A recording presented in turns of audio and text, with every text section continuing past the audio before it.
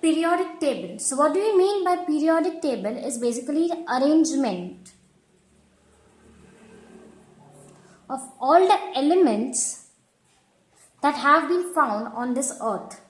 So by 1800, by the century of 1800, only 31 elements had been found. But after finding these 31 elements, all the scientists got very curious to find more elements, to discover more elements, and then by 1885, in all 63 elements were found.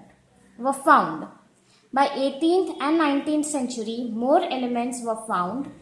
By now, in all, we have 118 elements have been found. So now all the known elements, all the elements that have been discovered or known by us by the help of scientists have been arranged in a systematic manner. There has been a systematic arrangement. There have been different methods by how they were arranged systematically since the start, and now how do we arrange them? We will discuss all of these methods one by one. Unitary theory. Unitary theory is the first ever theory used. It's the first ever method used to arrange the elements into their forms, into a proper systematic arrangement.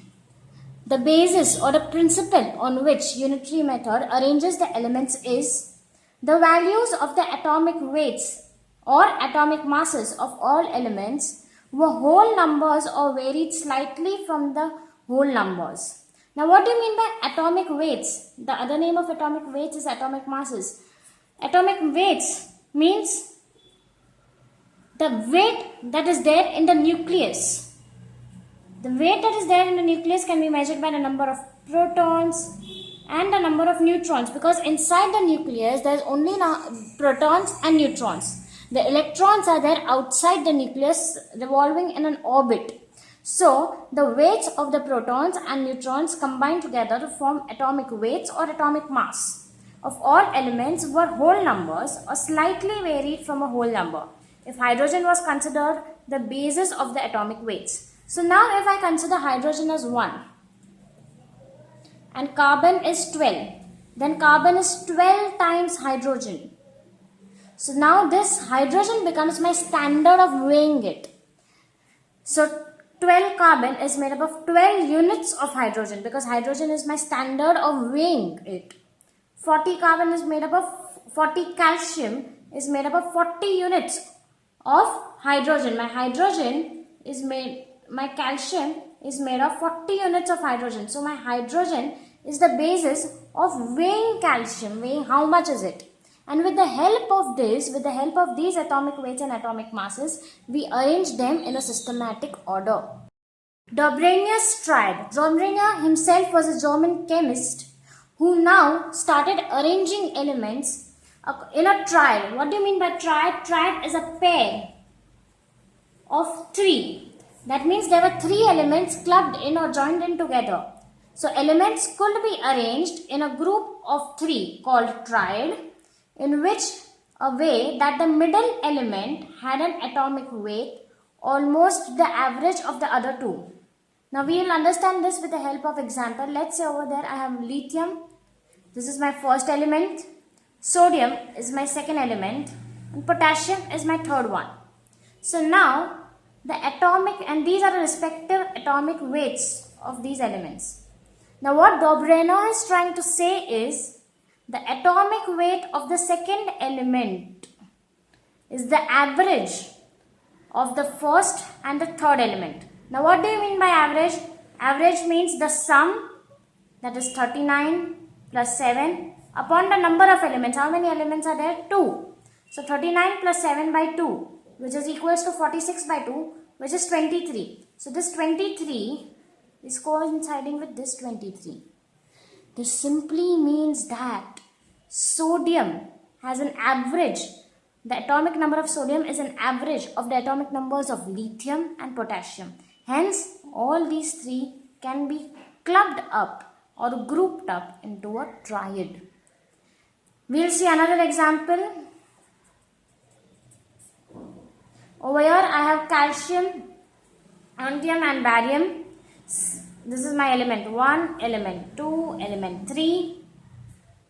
Ca atomic weight is 40, Sr atomic weight is 88, Ba atomic weight is 137. So again I will do the same thing. 137 plus 40, because this is the addition of 2 upon the number of elements. There are 2 elements. You divide them. The answer is 88.5. 88.5 is approximately equal to 88. 88 is over here. Hence this is the average of these two. Hence these three can be clubbed up into a triad. Cook's homologous series. So now what J.P. Cook did was he classified the elements into several homologous series on the basis of their physical and chemical properties.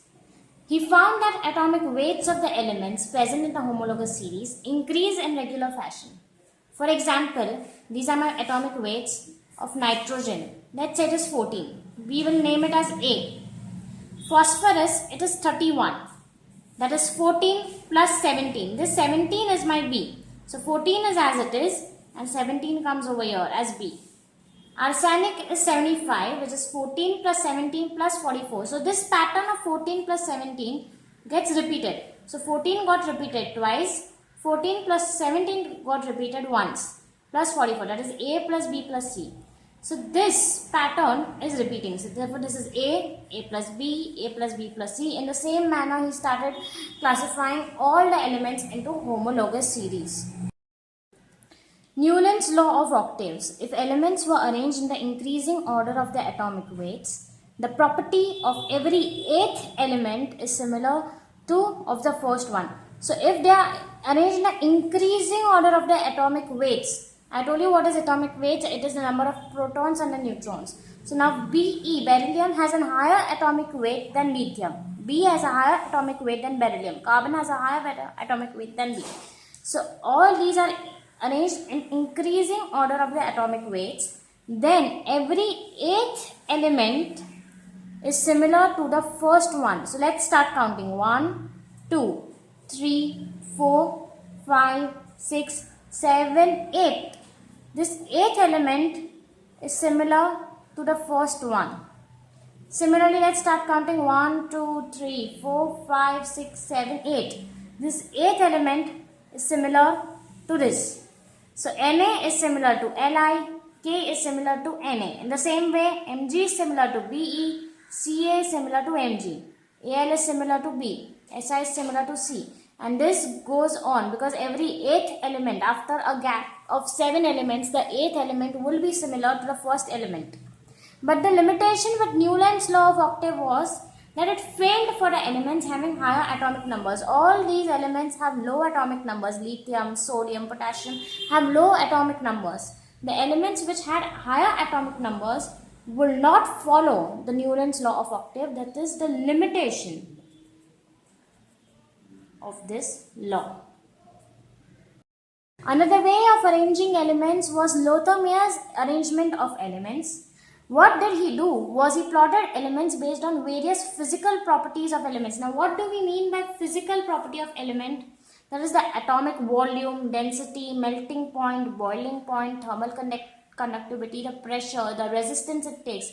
All these are known as the physical properties of elements. So Lothamier arranged them based on the physical properties of elements. This is another way of arranging elements in a systematic order. Mendeleev's periodic table. Mendeleev was that person who has formed the basis of this new modern periodic table that we have been using till date.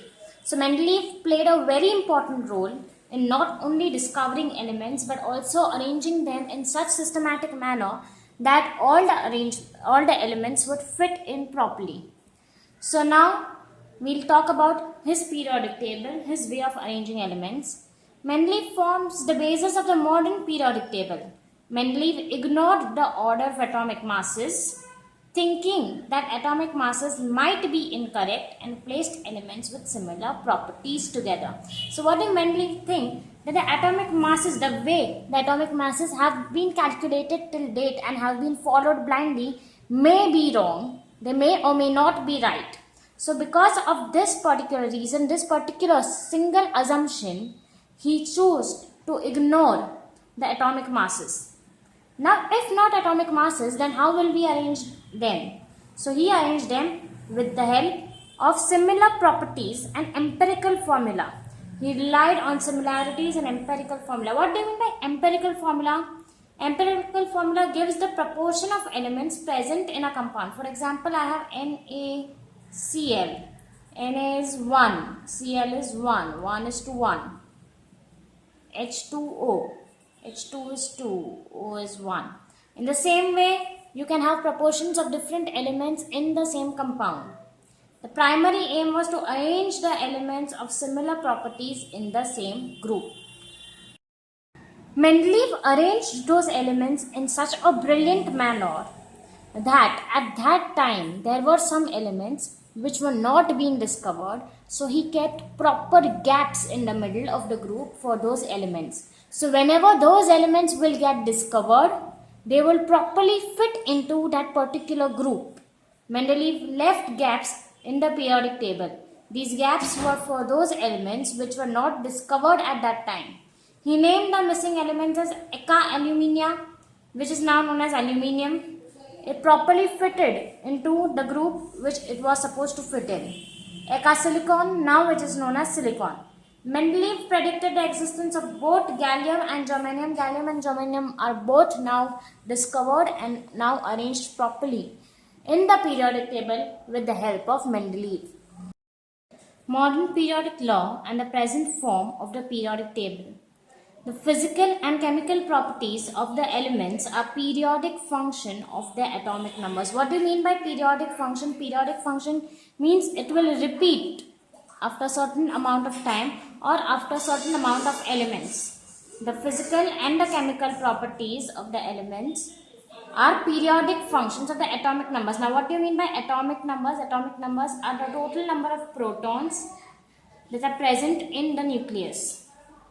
The physical and the chemical properties depend upon the atomic number, and this dependency shows periodicity. The long form or the extended form of the periodic table depends on the modern periodic law. This is the modern form of periodic table. As you can see, it is divided into 7 periods. 1, 2, 3, 4, 5, 6, 7. So all these, the horizontally, are the periods, and it is divided into 18 groups. So if you can count 1, 2, 3, 4, 5, 6, 7, 8, 9, 10, 11, 12. Then we move up here 13, 14, 15, 16, 17 and 18. So from here till here there are total 18 groups into which this periodic table is divided. This is the modern form of periodic table.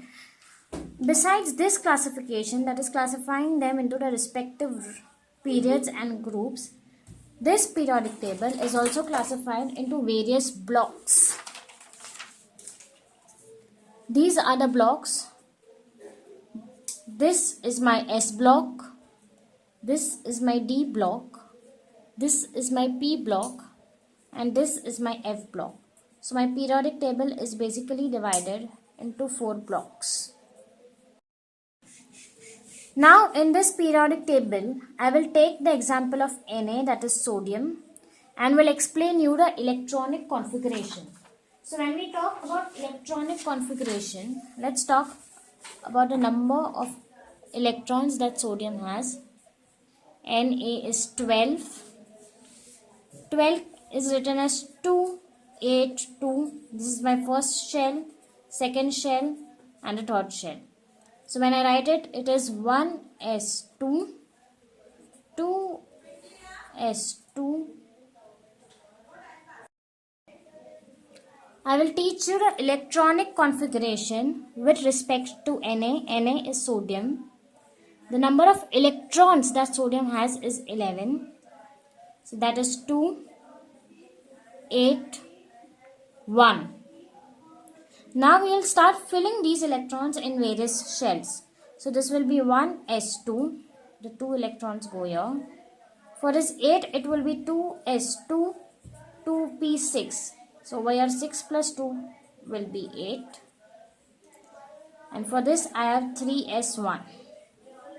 So over here with this we come to know that sodium belongs to S block.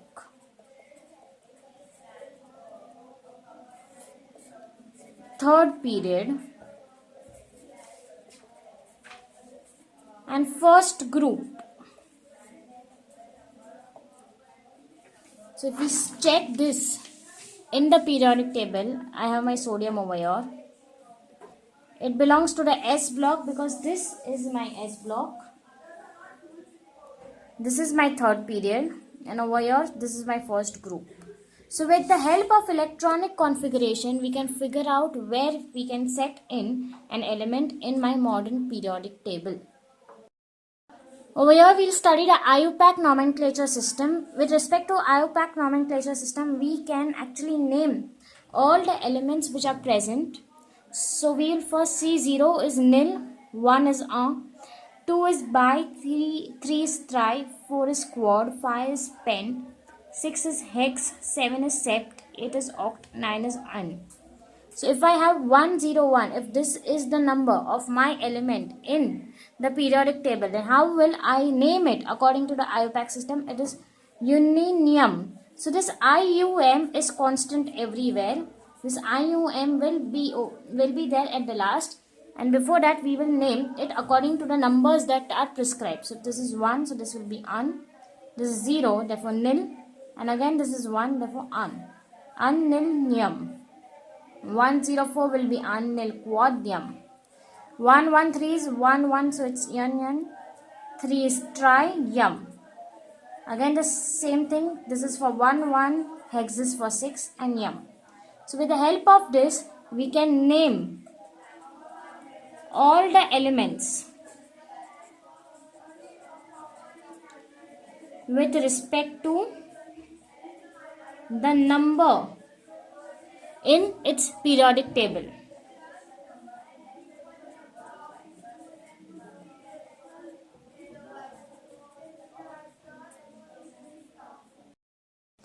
We will once go through the structural features of long form of periodic table. The first thing is the period. The long form of the periodic table consists of 7 periods. They are numbered from 1 to 7. As I showed you, the long form of periodic table has 7 periods. 1, 2, 3, 4, 5, 6 and 7. The next thing is group. In all there are 18 groups in the long form of periodic table. As we numbered it before, they start from 1 to 18. All the elements are distributed with respect to the group and the period number.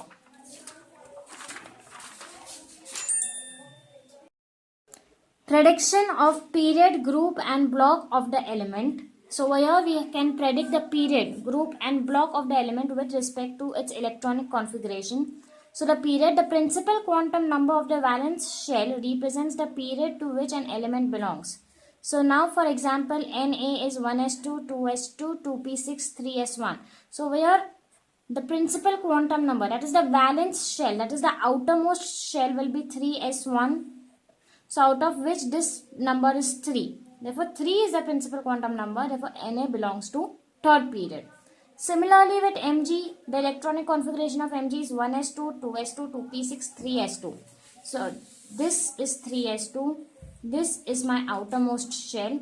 So 3 is the principal quantum number. Mg belongs to the third period. Similarly, we shall find it for the group. Group to which an element belongs can be predicted on the basis of the number of electrons present in the outermost or the penultimate shell. Now what do you mean by penultimate shell? It is the second last shell. So if overall I have n shells, the penultimate shell will be the n minus 1 shell. So for S block elements, number of the group will be equal to the number of valence electrons. For P block elements, number of group will be 2 plus 10 plus number of electrons, because after 2 plus 10, the P block elements will come. So 2 is for S block, 10 is for D block, and after that P block elements will come in the outermost shell. For D block elements, number of the group will be 2 plus number of n minus 1 D electrons. Why is this 2 before? Because this 2 belongs to S, plus this is for a D block. Let's take an example. The example is Mg. The electronic configuration would be 1s2, 2s2, 2p6, 3s2. So over here 3s2, this 3 is my outermost shell. It's my valence shell. The number of electrons in the outermost shell are given over here. They are 2. Since the number of electrons in the valence shell or the outermost shell is 2, it belongs to group 2 because the s block contains 2 electrons in its valence shell. Block, the subshell of the differentiating electron enters, represents the block to which the given element belongs to.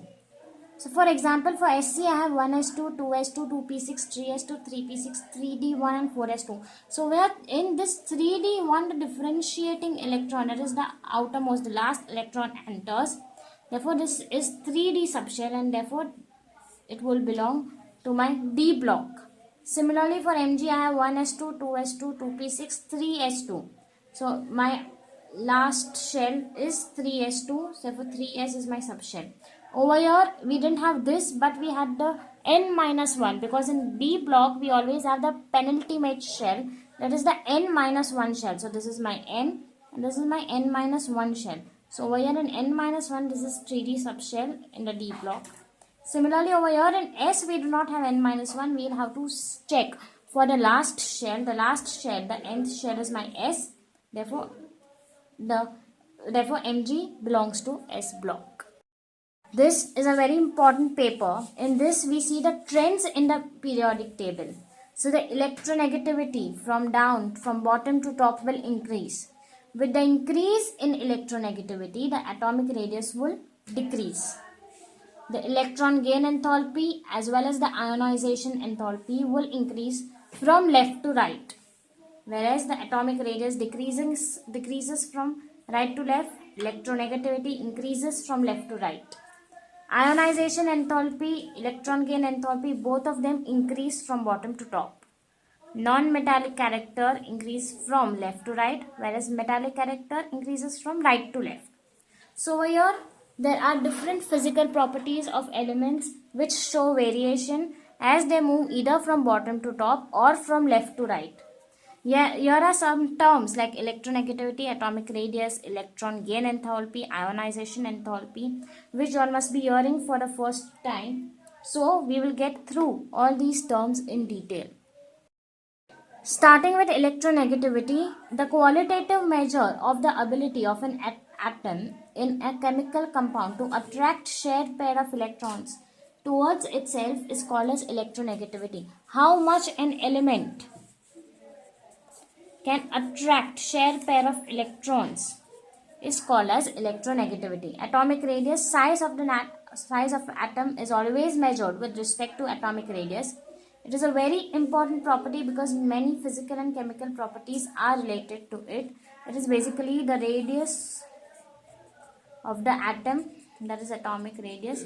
Atomic radius will always decrease with respect to increase in electronegativity. Ionization enthalpy or ionization potential, it is the amount of energy required to remove the most loosely bound electron of an isolated gaseous atom of an element to form positive gaseous ion in its ground state. What does it mean? Is if this is my nucleus and this is my atom, this is the outermost electron of that atom. So the energy that is required to remove this electron from this atom is known as ionization enthalpy or ionization potential. After you remove one electron, this atom will become a positive ion.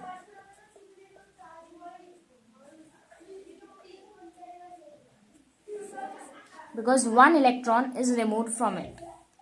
Over here I have electron gain enthalpy. When an electron is added to a neutral gaseous atom to convert it into a negative ion, the enthalpy change accompanying the process is defined as electron gain enthalpy. In ionization enthalpy, we are removing an atom. In electron gain enthalpy, this is my atom and we are adding an electron to it and making this atom a negative ion. So this is removal of electron while this is adding an electron into an atom.